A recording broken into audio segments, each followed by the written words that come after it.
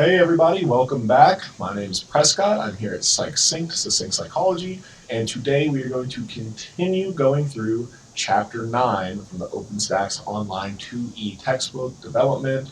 Last time we talked about physical development, cognitive development, and then psychosocial development. We spoke about Harlow's theories, Bowlby, attachment theory, and then Ainsworth, her discovering through the strange situation experiment, she discovered 3 styles of attachment, and a 4th one was later discovered. So today we're going to continue where we left off right here and go through each of those 4 types of attachment. So, secure attachment. Child uses the parent as a secure base from which to explore. The child was distressed when mother left and happy to see them when they returned. And remember, during the stranger situation experiment, they would have the mother and child in a room.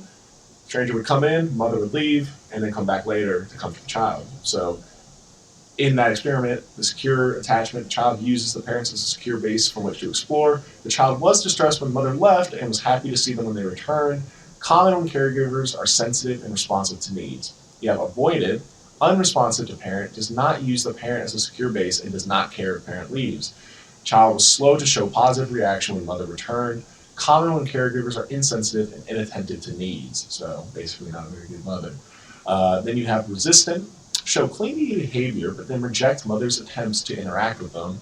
Child did not explore the toys, became extremely disturbed and angry when mother left, and were difficult to comfort when mother returned. Common when caregiver is inconsistent with level of response. And disorganized, show odd behavior around character or caregiver. Behaved oddly when mother left, froze, ran around erratically, tried to run away when mother returned. Common when child has been abused. So that's not good. Anyways, next we have self-concept or self-awareness. Development of a positive sense of self is the main psychosocial milestone of childhood. Children with a positive self-concept tend to be more confident, more independent, do better in school, and are more willing to try new activities. By 18 months, a baby can recognize themselves in the mirror. By 24 to 46 months, they can recognize themselves in a photo. Self-concept and social behavior. Children display increased social behavior after establishing a self-concept. So, age 2 to 4, they enjoy playing with other children and can label themselves as a boy or girl. Through play, children explore and come to understand gender roles. Now, at age 4, they cooperate and share and can initiate tasks and carry out plans. And by age 6, they can identify themselves in terms of group membership. Now, we have parenting styles. So the development of a healthy self-concept can depend on parenting style. Baumrin, 1971, came up with 4. There's the authoritative style. Parents give children reasonable demands and consistent limits, express warmth and affection, and listen to the child's point of view. Authoritarian styles, parents place a high value on conformity and obedience, are often rigid, and express little warmth to the child. 3 is permissive. Parents may few demands and rarely use punishment, and uninvolved. Parents are indifferent, uninvolved, and sometimes referred to as neglectful. They do not respond to the child's needs and make relatively few demands. So if you guys want to put which one of these styles your parents were using, I'll tell you mine. My parents were the authoritative style. So if you're interested, let me know what style your parents were as you were growing up. So next we have temperament. Parenting style can depend on the temperament of a child. Now, temperament are the innate traits that influence how one thinks, behaves, and reacts with the environment. Easy temperament, positive emotions, adapt well to change, and capable of regulating emotions, are more likely to elicit warm and responsive parenting. Now, difficult temperament is negative emotions, difficulty adapting to change and regulating emotions, and this is more likely to evoke irritation and cause parents to withdraw. So, obviously, parents want to have a child with easy temperament over difficult, because it's not fun being difficult. Adolescence. Peers are primary influence on our development in adolescence of your friends. Next, we have physical development. Puberty, adrenarche, maturing of the adrenal glands, gonadarche, maturing of the sex glands. Secondary sexual characteristics develop, breasts and hips in girls, facial hair and deep in voice in boys. Menarche is the beginning of menstrual periods, usually around 12 to 13 years old, and spermarche, first ejaculation, around 13, 14 years old. There is growth spurts in both sexes. Girls reach their adult height by 60, and boys reach their adult height by 17. So if you've ever noticed, girls and boys of the same age, a lot of those girls tend to be taller because they grow a little faster. Now, physical development. Brain growth continues into the early 20s. The development of the frontal lobe in particular is important during this stage.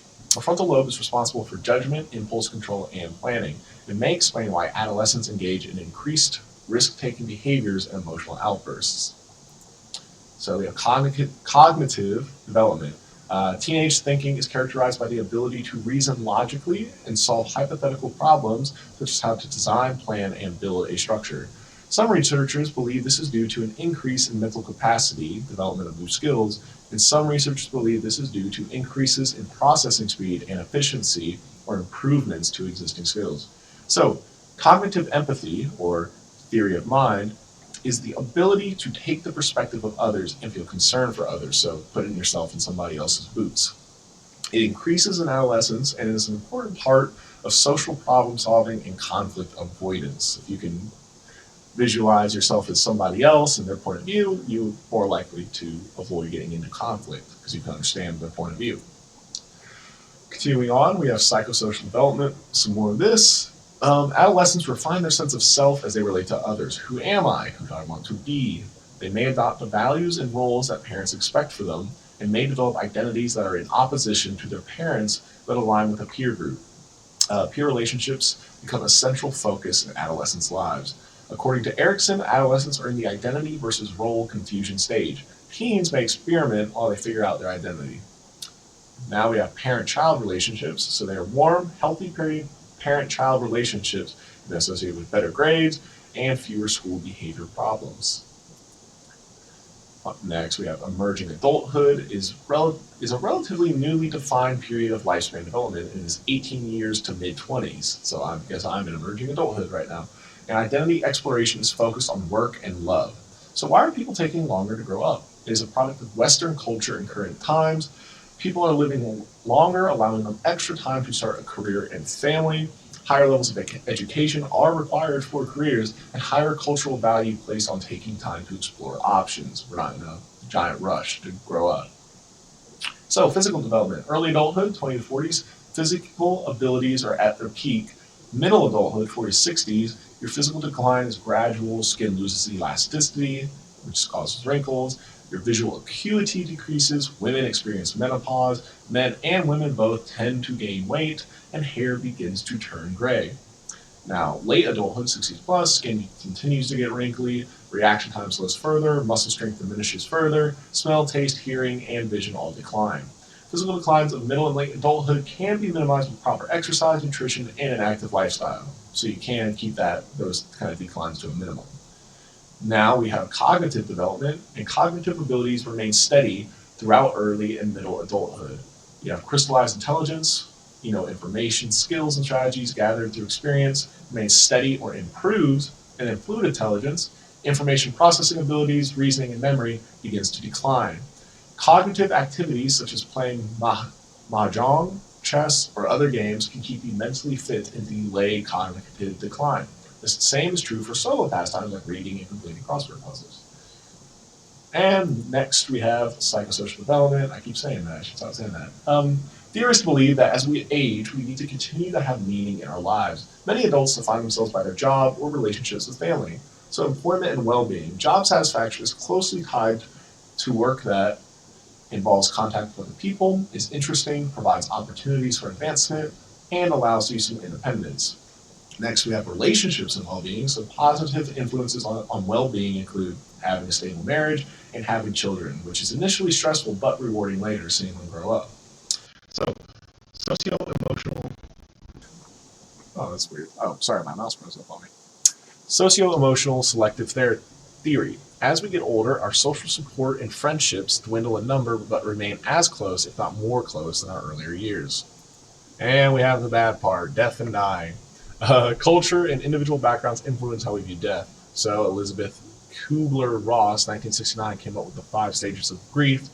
First denial, then anger, then bargaining, then depression, and finally acceptance.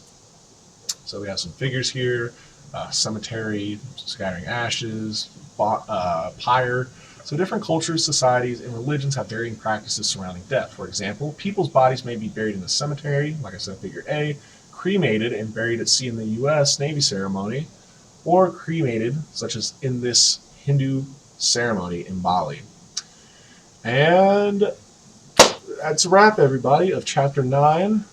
Again, my name is Prescott. I'm here at PsychSync, Sync Psychology. I hope you found these videos interesting and educational. And if you would like to, please leave some comments. If you have any questions or would like to start a discussion or just give some, tips on how to improve these videos for you guys, I'd be happy to hear it. Again, my name is Prescott, and I hope you guys have a great day. Thank you. Bye.